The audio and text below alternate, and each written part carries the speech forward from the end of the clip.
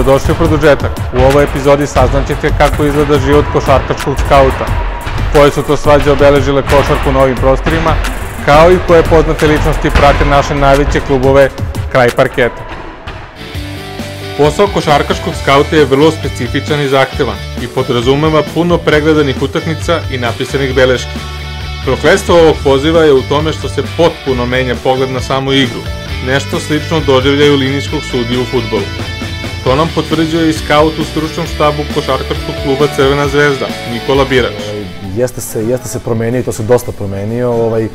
Gledam sada malo više neke sitne detalje, gledam malo dublje neke, da kažem, taktičke zamisli.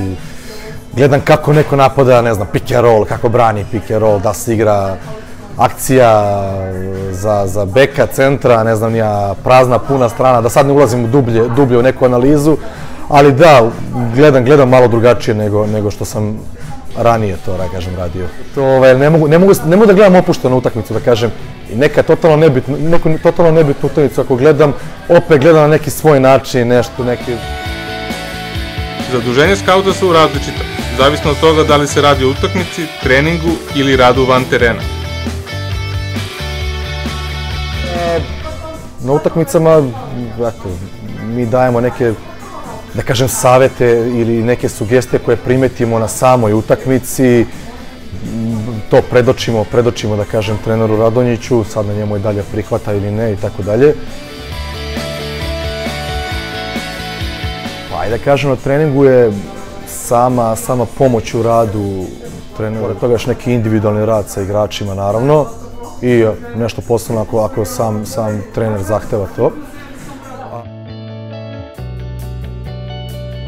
A van terena, pa samo gledanje utakmica, u principu nas trojica pomoćnih trenera, da kažem, gledamo utakmice, u principu gledamo ih na neki svoj način, ali uvijek se nekako na kraju svi složimo oko same analize. Ono što primetimo i to predočimo treneru Radonjiću u formi skautinga ili usmeno. Ipak, najzanimljiviji, ali i najodgovorniji deo ovog posla odvija se tokom leta, kada se predlažu, gledaju i biraju igrači za novi tim.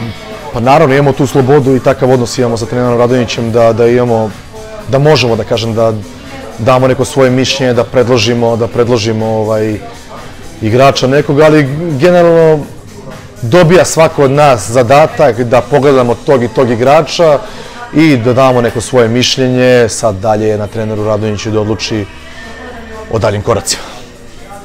Odnos sa prvim trenerom, po Nikolinim rečima, ima dve dimenzije, poslovnu i privatnu. Pa sa prvim trenerom imam sasvim dobar odnos, profesionalni, na terenu, što se kaže, savjetnički, tako da sa njim sasvim korektan. Van terena također jako dobar odnos. Uz kafu se trudimo da ne pričamo o košarci, ali se opet svede sve na kraju da pričamo o tome, sportski deo, tako da u principu generalno imamo stvarno sasvim dobar odnos. Učenje je svakodnevno, stručno usavršavanje kada obaveze to dozvole, a krajnji cilj je osamostaljivanje u trenerskom poslu. Pa iskreno trudim se da svaki dan radim na sebi, da kažem da napredujem, kad god mogu odem na predavanja, košarkaške klinike, naravno koliko to obaveze dozvoljavaju. A što se tiče osamostaljivanja, iskreno trenutno ne razmišljam o tome, naravno jednog dana svako ima želju da bude prvi trener negde, tako da naravno i ja, ali iskreno ima vremena, ja mislim da ima vremena još za to.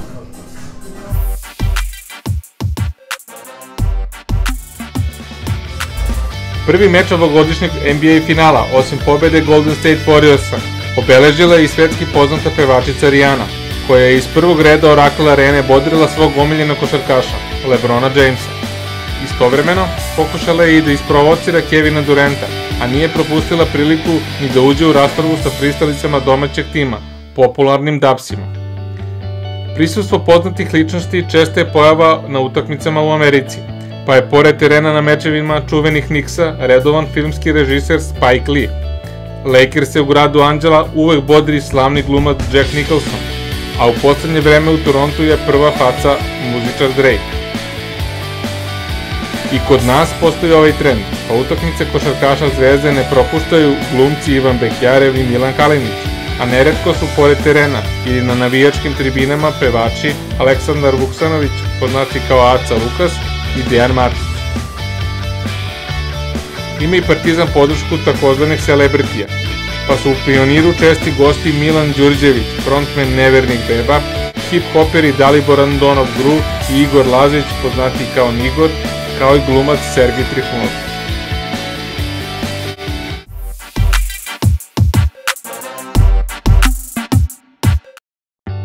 Srpska i jugoslovenska košarka su sinonimi za uspeh i medalje. Ipak, nije sve uvek bilo tako ružičasto, pa su u njenoj istoriji zabeleženi brojni, uglavnom verbalni sukobi. Za ovu priliku izdvojili smo 4 najzanimljivije. Ranko Žeravica i Zoran Slavnić. Čuveni trener i proslavljeni igrač nikako nisu mogli zajedno. Istina, više je na ovaj odnos uticao Žeravica, koji je kao selektor reprezentacije Jugoslavije krajem 60. i početkom 70. godina redovno sa spiska izostavljao Moku, objašnjavajući tu odluku vrlo legitimnim stavom, da mu se ne uklapa u koncepciju tima i racionalnog pristupa igri. Slavnić pak, u skladu sa svojim karakterom, nije mogao da ćuti, pa je i u to vreme, a vrlo često i kasnije, kritikovao trenersku legendu, smatrajući da je neopravdano bio šikaniran. Ipak, njih dvojica su kasnije izgladili odnose, pa su poslednjih par godina sa velikim poštovanjem govorili jedan o drugom. Dražen Petrović i Aleksandar Đorđević. Iako je ovo sukob o kome se možda najmanje zna, ipak ga svrstavamo u ovu grupu, pre svega zbog karijera dvojice aktera. Sve je počelo na prvenstvenoj utakmici između Cibone i Partizana 1989. godine, kada je Dražen besan vikao na Saleta i zapretio mu da neće igrati za reprezentaciju dok je on u njoj, a malo je falilo da se na kraju tog susreta i fizički obračunaju. Draženova pretnja se obistinila već tog leta, pošto je tadašnji selektor Jugoslavije Dušan Ivković izostavio Đorđevića sa spiska za Eurobasket 89. u Zagrebu. Igor Kočević i Marko Jarić. Netrpeljivost dvojice sjajnih košarkaša nastala je još u mlađim kategorijama Crvene zvezde, kada su jedan drugog doživljavali kao nešto više od konkurenta, gotovo kao neprijatelj.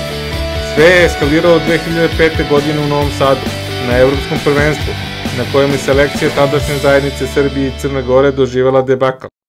A Jarić i Rakočević imali su verbalni, ali i fizički obračun u slačionici Spensa. Duško Vujošević i Nebojša Čović. Sukob nekadašnjeg trenera Partizana i aktualnog predsjednika Crvene zvezde dugo je punio novinske stupce i uslovno rečeno zabavljao javnost, i to ne samo sportsku. Vrhunac kojem je prethodio mali milion saopštenja dogodio se aprila 2014. godine, kada su se dva, po mnogo čemu slična karaktera, verbalno sukobila u kultnoj političkoj emisiji Utisak nedelje. Nakon toga, Vujošević 2015. napušta Partizan i Srbiju, pa je tenzija splasnula, iako se dvojica košarkaških radnika i dalje viđuju na sudu.